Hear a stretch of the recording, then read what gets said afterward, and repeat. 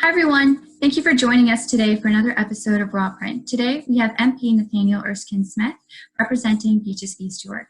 Thank you so much for joining me today, Nathaniel. Yeah, thanks for having me. So please tell me a little bit about yourself, your background, an introduction about your career as an MP.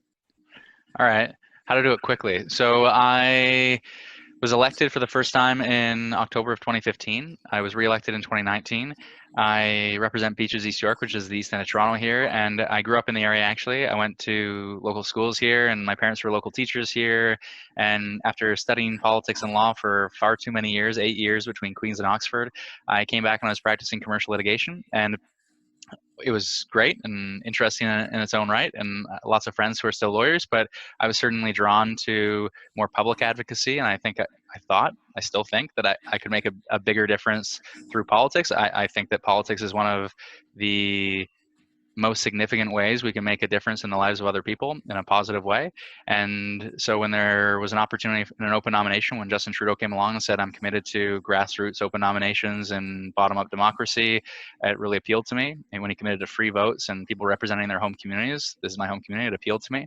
And I was very frustrated with the politics of the day. Then a conservative government didn't care about climate change, didn't look to evidence when it came to criminal justice, didn't support the neediest in our society in many respects. And so I was drawn to get involved, and I hustled in an open nomination primary process and was successful. And I've been doing this ever since. And I've very quickly been focused on all sorts of different things in Parliament, but I've introduced legislation on animal protections, on strengthening our privacy laws online, on climate action towards net zero by 2050, which thankfully became a big commitment of our party shortly thereafter.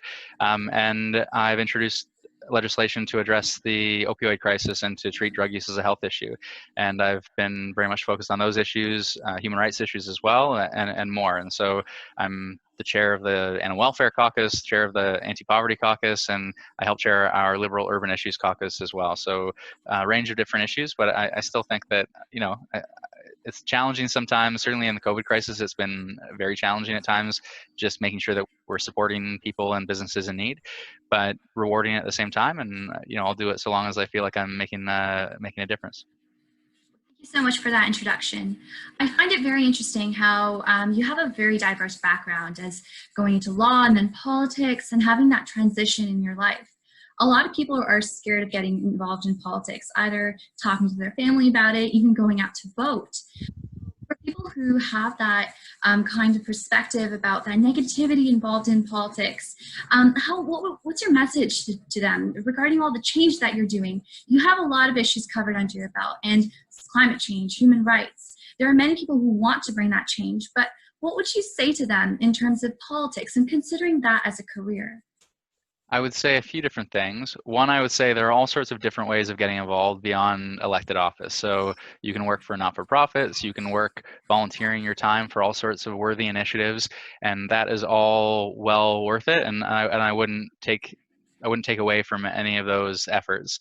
I would say though that people should look past the frustrating nature of our politics sometimes, and I personally think we in politics do ourselves a disservice sometimes, where we maybe attack one another, we make it about one another's characters instead of making our politics about, instead of making politics about ideas, which is I think centrally what we should be debating is how do we improve the lives of others, and who has the best ideas to do so.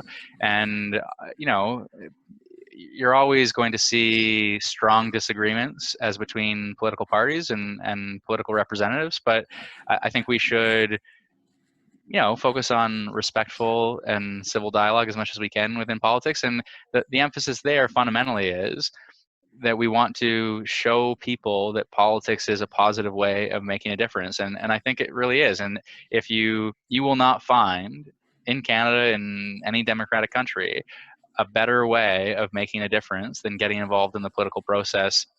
And I don't just mean voting, but I mean getting involved in volunteering, standing as a candidate.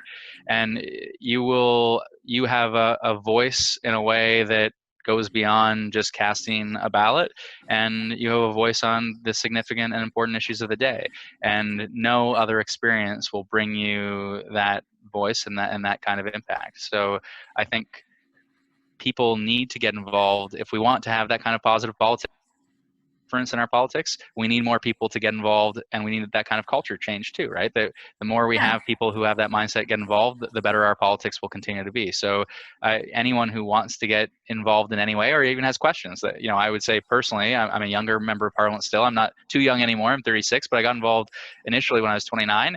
And I would say, reach out to me. I'm happy to answer any questions. I've spoken to any number of students who have been interested, in some cases, standing as a candidate or just asking questions about the political process. And I'm perfectly happy to answer questions and to have a chat. Great.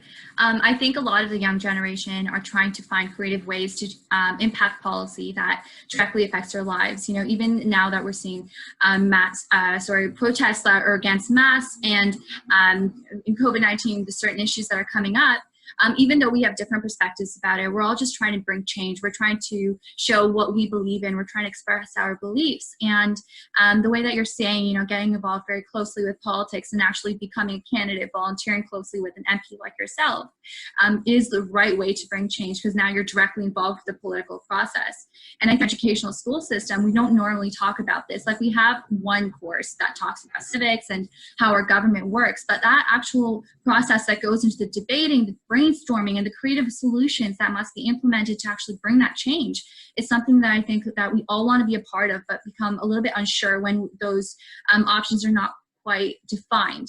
And when we have these opportunities, such as volunteering with a nonprofit or speaking to an MP like yourself, then we begin to see a more clear path about how we can become involved. And I think it's very interesting in terms of, you know, your own start as a young person getting involved in politics. And I'm sure you must have had lots of questions. And I don't know exactly how, you know, when you get in, it's like a whole new experience, like the adapting to people who are normally going to be older than you and have different perspectives, and that bold environment when you're trying to show what you believe in. I want to know something interesting about the first days when you entered politics, something unknown, like an unknown interesting fact about yourself when you first started this career. As in like sort of an experience or a barrier that maybe existed when I first entered elected office. I mean, I would say about party politics that there is one has the expectation that there is to be a team dynamic, but there is a greater emphasis on team than I would have ever realized, where we promised freer votes in the House of Commons. And I kind of had this idea that, great, I'm obviously there to support our election promises. I'm there to support our anything related to human rights and charter rights, and I'm not going to vote in a way that would denigrate those rights. And I'm there to support matters of liberal values, and beyond that, and obviously I'm there to support the government, and so I'm not going to let the government fall on one of my votes. But there are all sorts of different issues that arise in Parliament that don't touch on those issues, and I expected many of us to be committed to the sense of independence. And that was probably a naive view, because there is much more of a team dynamic. So when I started to put my head up and say, oh, I actually disagree with the party, I'm going to vote this way instead, it was viewed as this novel, strange phenomenon. And I didn't realize that would be the reaction, that the media would be have such a desire to cover that kind of disagreement, and that it was so different in some respects, and novel in some ways. I don't think it should be novel, partly as the mentality that I took. And so it gets down to this way, we ought to conduct ourselves in a way that we want to see the profession. I think that politics is a really noble profession, as much as people might not agree with me, but I do think it is a really noble way of getting involved and making a difference. I would also say, though, people can get involved in protests, and it's a worthwhile initiative too. I mean, in the end, we're really talking about organizing people, our community, our neighbors, and we're convincing them about what ideas matter, and we're encouraging them to get involved and to stand up for ideas. And, you know, obviously protesting to not wear masks is ridiculous, but protests to say we want greater action on climate change, or protests to say that we are mistreating indigenous people, they're protesting to say we need action on systemic racism. There are all sorts of ways where protest influences elected officials, and we see change. So I think people just need to think more of all ages need to think more politically to say, how can I, in the short time that I have here on earth, how can I contribute in a positive way to making life better for myself, my family, my neighbors, my country, and the world. Yeah. And when you talk about, like, for example, just even the protests, I just want to add that we had many different demonstrations, especially during the sort of the middle of the pandemic, where we had that rent issue. And we had people coming out, young people involving MPs and talking about how, and really bringing to light stories about people who were evicted just because they couldn't afford the rent. So as you're saying, you know, causes can differ. We have different perspectives, like people have different opinions, but if you're really fighting for positive change, that's one way to do it. And that's a good reflection of how much politics matters, that these decisions about evictions are made ultimately by political actors, that obviously a landlord-tenant board enforces them, and obviously landlords and tenants as between them can make various arrangements. But in the end, the parameters of those conversations are defined, and the rights ultimately are defined by political actors. And so ensuring that in the Ontario context right now, we don't have a provincial conservative government that maybe cares less about tenant rights, that there are real consequences in people's lives when we make our electoral decisions, and there are real consequences if we don't get involved. Because if we don't get involved and we leave it to others to get involved, well, maybe those other people don't have the same ideas and values that we do. Yeah, and that's where representation comes in, I believe, because politics, even though we don't want to believe it sometimes, is very omnipresent in all aspects of our lives. And when we talk about bringing these stories through and actually voting, it's really because we're doing it because our life depends on it. We have our own beliefs, we have whatever we stand for, but it's our own, it's really just bringing forward the representatives who are going to speak for you. And if you're not going to get involved as a career, as a profession, and you're really just becoming that influencer behind whoever is going to be speaking in Parliament, that's a big thing. And either with protests or even with a nonprofit, it's really the same thing. I mean, at the Sheen for She Foundation, when we talk about self-care and sort of bringing it into women's issues as a solution, and getting MPs like you involved in the conversation, that's all we're trying to do, trying to influence policy to make sure that they can help underserved women and really change their lives. And even with like the Love Box Project, now we're asking women to come forward with their stories, tell us about their real experiences so we can deliver them to you. And it becomes a process of getting that message through to the right people. And I believe, like, if we don't do this, then people think that they're non-existent. And if no one talks about them, if no one brings them forward, then really we're ignoring things that are really bringing down society, because we're only as strong as the most vulnerable people that we have around us. So thank you so much for bringing that to light, because it's very important for even the younger generation, as organizations with protests, whatever we do, we must understand that even though we may not want to be affiliated with it, it's all politics in a sense. You are right on a number of fronts. I remember when I attended law school, one of my first classes, the professor said, every part of your life will be regulated and governed by law.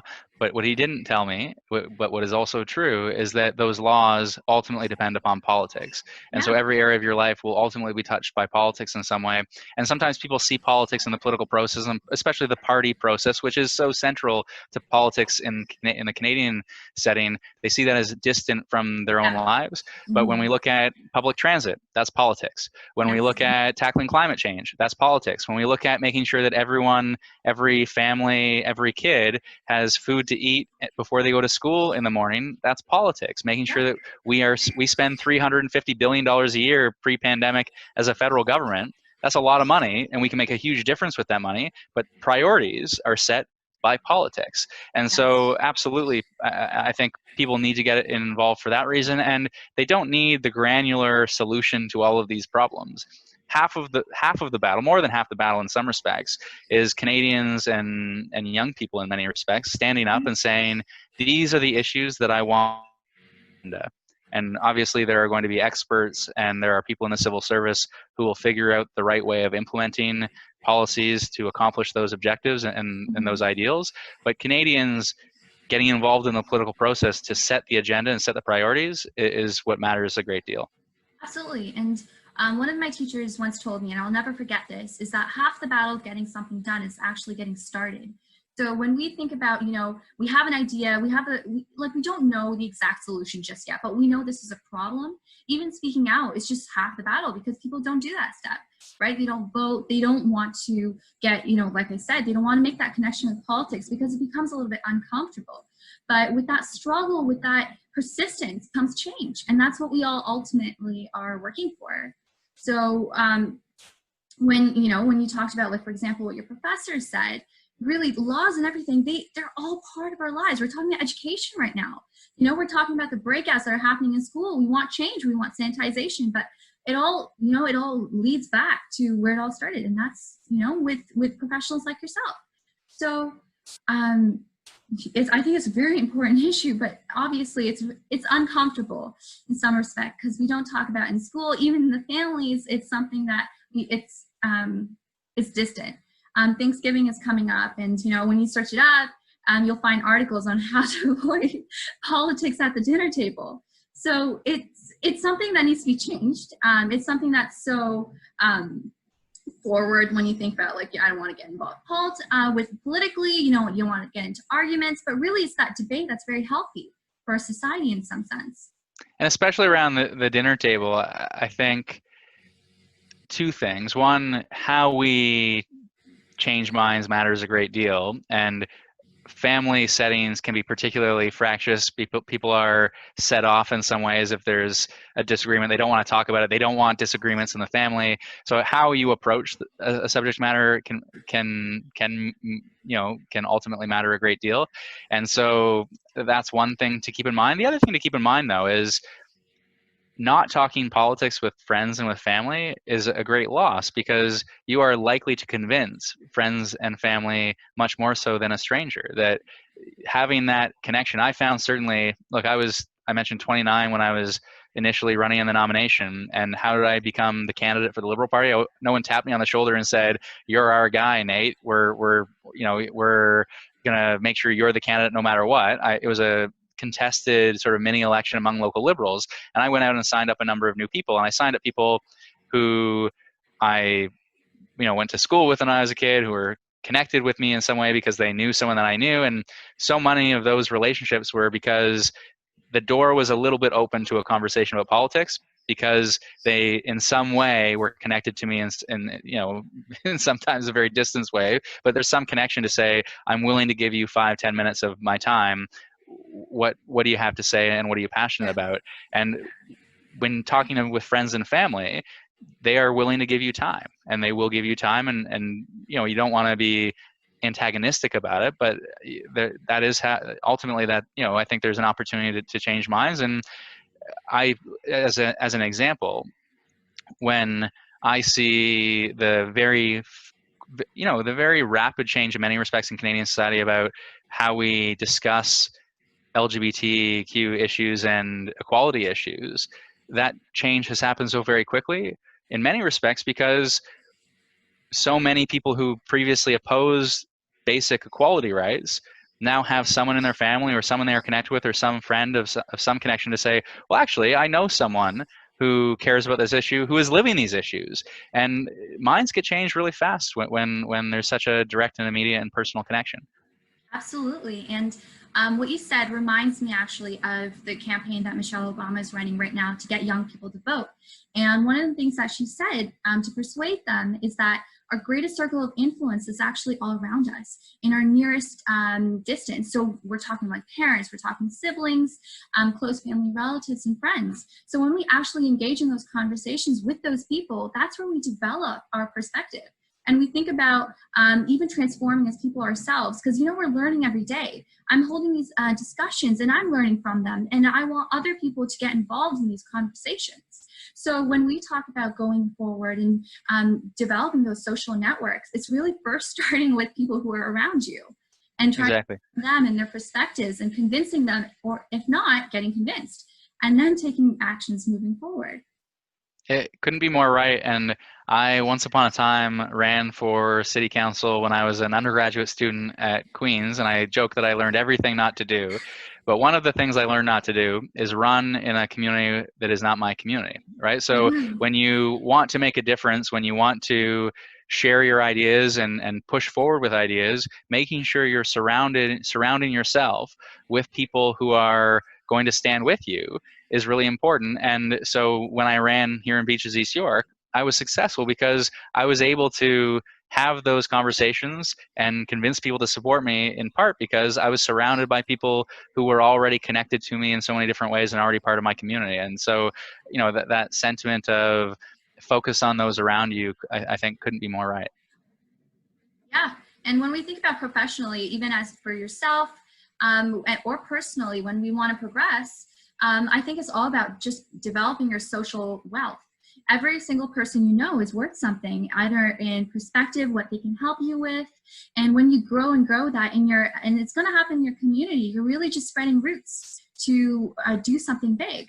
And I want to conclude this interview with 3 things that you do for your self-care routine.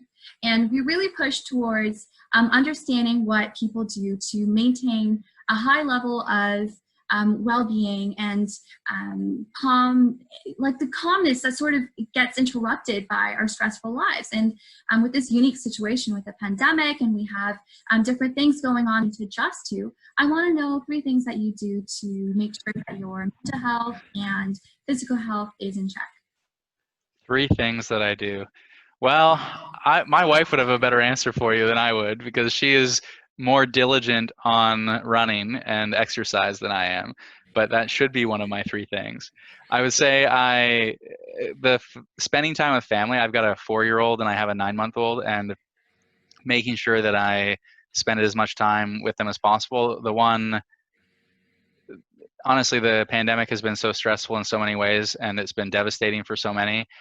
I have not had to go back and forth between Ottawa and Toronto. I have not missed time with my family in a way that I have previously. And so having that family time has been really positive for my mental well-being as far as it goes. I I love the work that I do, and so making sure that I am driven in that regard and making a difference is really critical to my well-being as well. When I was a commercial litigation lawyer, I liked it a lot in the sense that I was solving problems, but I think being passionate about what you do is a really critical component of well-being. I don't know that is a typical top 3 that would slot in there, but I'm going to cheat and say my basic work is one of my 3. And the other thing would be spending. So when I say spending time, not only with my kids, but with Amy as well, my wife, we make sure that we carve out a lot of time to spend together as well.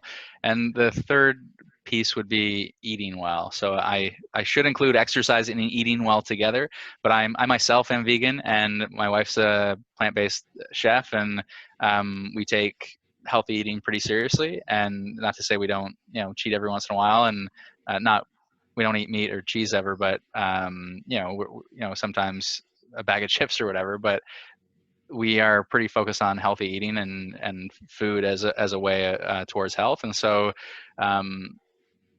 if I could add exercise in a serious way, I would, but I would feel like I was being dishonest if I added it at the moment. But that would be, in a perfect world, I would have enough time in my life for all of the above, and that would include exercise. Okay. So I think the pandemic has made a lot of people focus on self-care. And what you're saying, I mean, a lot of people, yes, have told me that spending time with your family is actually like a jewel that people don't normally get. Because now people are working from home, a lot of things are closed, you're not traveling as much, but you don't really, I guess, know what you've lost until it's gone. And, now that when we have that actual time to spend with our family, I was obviously working from home before this too, but when we have that time, we make memories, we have those experiences that we thought like, hey, I never actually got to spend this kind of like alone time with my child or my wife. So I think it's really special. And I think if you can share this with like 1,000 other people who can say that, yes, I spent more time, that's self-care in itself. And when it comes to exercising, I mean, we're all working on something. Yeah, You know? if I could work out more and learn French on a more regular Yeah. basis, those would be my two objectives. But they're like these, you know, these forever objectives. But I Yes. would say on the food side, not only eating healthy, but also cooking together and making food from scratch as opposed to takeout. We've done much more of that in the course of the pandemic, Yeah. and it's something my wife is very passionate about, and rightly so. And so that is a big component of, I would say, just happiness at home and mental well-being as well. Absolutely, absolutely. Well, thank you so much for sharing this interview with me today, Nathaniel. It was a pleasure speaking with you. Do you have any last final comments for our viewers? I would just say to you specifically, I don't know about your viewers, but to you specifically, I would say keep up the good work. I mean, we need more people who are committed to getting involved in their communities and to making a positive difference. And when I stop by and see hundreds of boxes and a team of mainly young people working to Yeah, fill those boxes, I mean, it's exactly what we need to see more of. And so much depends in life and in making an impact upon a small number of people. And the more that I am involved in the community, the more that I see different community organizations, you see that so much depends upon a small number of people. And in many cases, I see an older generation of people who have done things for decades, and they are going to ultimately stop doing this kind of work at some point. And we do need a whole generation of people to step up and say, I'm going to take on the box distribution to shelters. I'm going to take on the Meals on Wheels. I'm going to take on the community center activities at Community Center 55. All of this work needs a whole generation of Canadians to step up and take it on and expand upon it. So I would say keep up the good work and keep doing what you're doing. thank you. So just some highlights from this weekend. We actually made 190 love boxes. And what the beautiful thing about like actually working in this sector is that we had on that day invited a lot of the individual women who deserve the love box to come by to get one. So when they saw our team working, they were very inspired and felt like they were touched by all the hard work and all the people who were involved with this, that they actually stopped whatever they had to do in the afternoon to help out, and they're going to be coming back next week. And the beautiful thing about this is that like now the people who you're trying to help become a part of that process. And you know, it's really just a cycle of life. And when you think about all the older people, for example, who are going to retire sometime soon, and we have like a younger generation of people either who are coming from a situation that they're trying to escape or just trying to make the world better, when they all come together, it becomes a very passionate and driven movement that you don't find unless the people are just involved with their own heart and really believe in what they're seeing. So thank you again, Nathaniel, for joining me. It was wonderful, and I hope you take care. Thanks for having me. Take care. Absolutely.